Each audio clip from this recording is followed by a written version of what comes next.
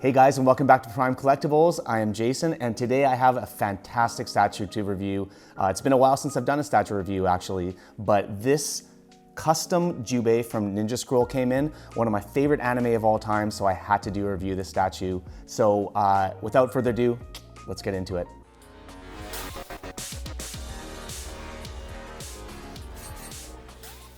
Okay, so guys, where do I get started when it comes to Ninja Scroll? First of all, Ninja Scroll is one of my favorite animes of all time. I think it's in my top three. My top three are probably Vampire Hunter D Bloodlust, Ninja Scroll, I don't even know, I guess maybe Paprika.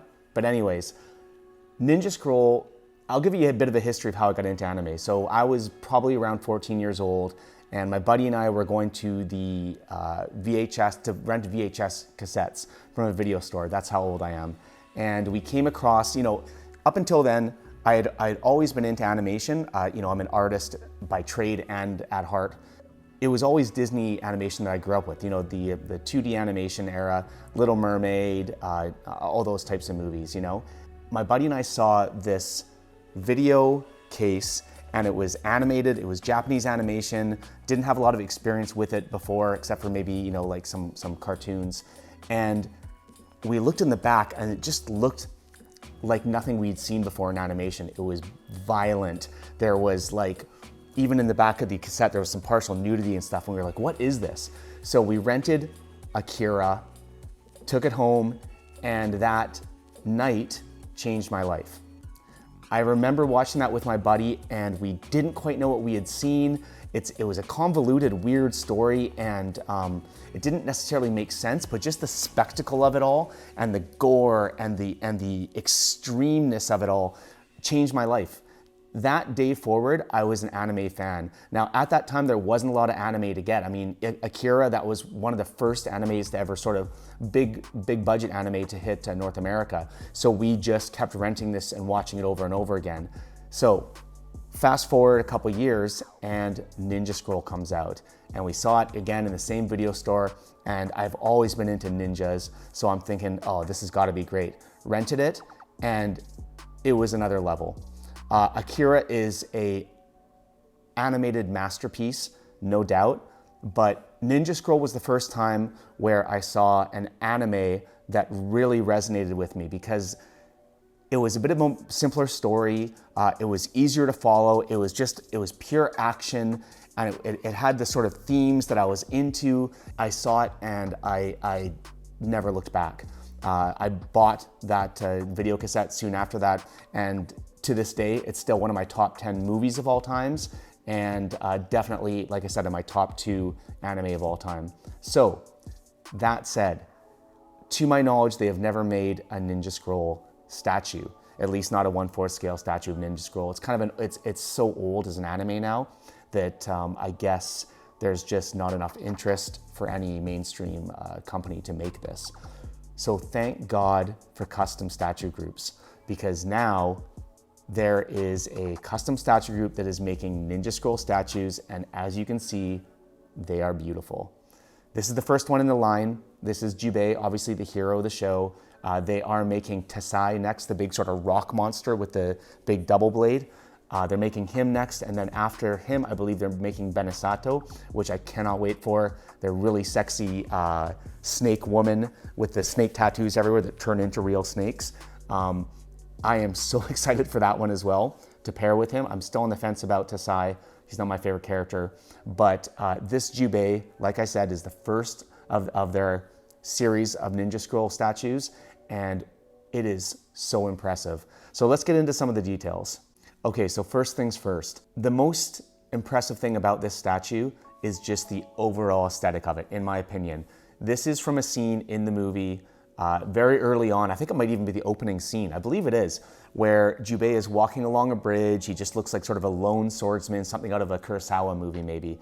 And he gets approached by some thugs on a bridge, and he's eating his rice ball, and he throws the rice ball up into the air, and then dispatches of these guys super quickly, and puts his sword back, catches the rice ball, like a badass, keeps walking and keeps eating. So that's what they've captured in this statue, and I think that they've done a really amazing job. That is the first thing that sort of like stands out as like, wow. It's just the overall look, vibe. They captured that vibe of the sort of stoic badass that Jubei is. And that's the most important thing to me in a statue, to be perfectly honest. The second most important thing is the portrait. It needs to look like the character I know. But I think the most important thing is just, how does it look when you look at it? What is the impression you get? What is the feeling you get from it? And this is done so well. There's a really nice flow. You can see how the wind is blowing his I don't know if this is called a gi, but his outfit, you know, to one side, and every piece of him, his belt, the sword, you know, like the little rope on the back of the sword, his sleeve, everything is blowing in the wind. His hair is blowing in the wind. It gives it a really nice feeling of natural motion. So the second thing that stands out to me, and again, like I said, is the second most important thing to me in a statue as well, is his portrait.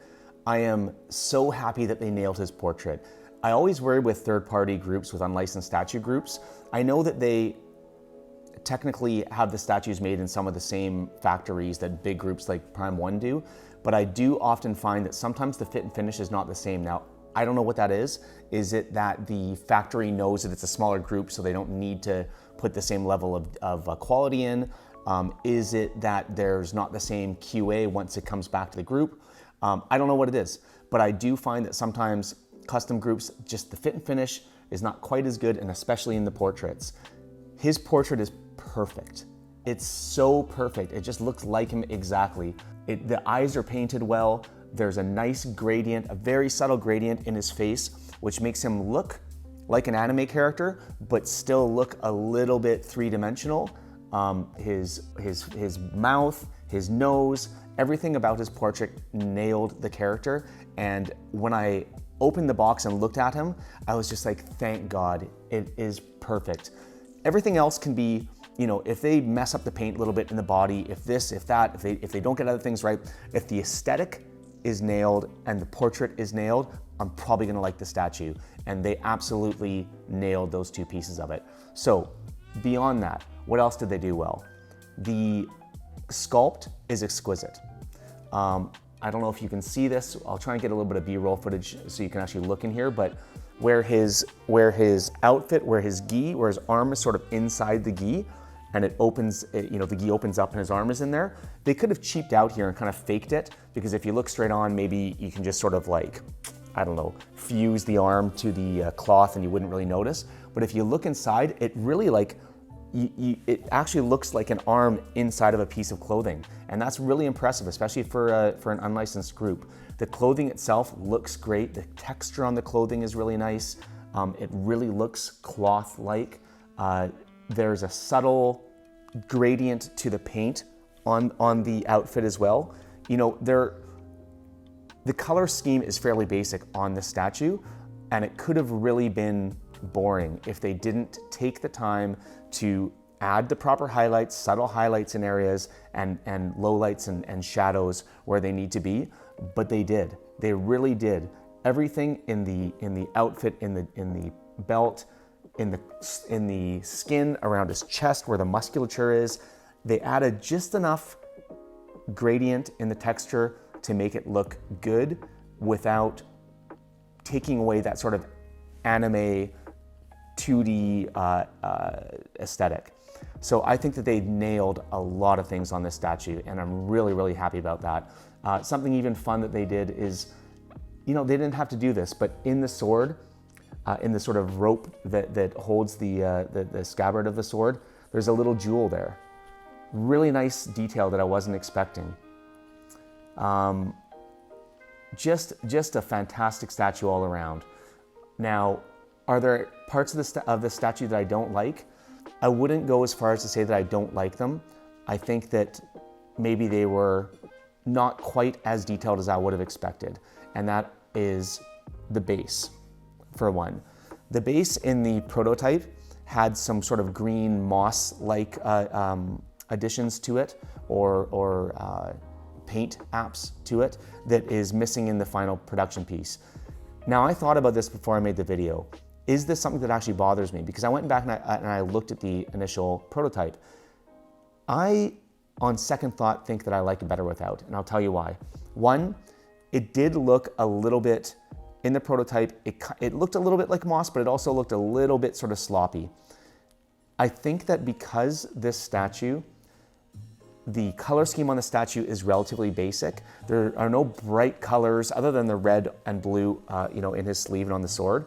There are no bright colors to draw your eye up to him if the base was overly complex or it had sort of some significant colors.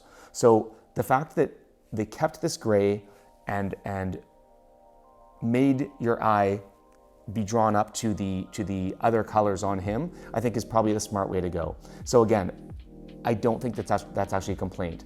I think that probably in some areas, the red on the rope that he's holding the sword with, and the rice, there maybe could have been a little bit more color variation. Maybe in the sort of wraps around his wrists as well.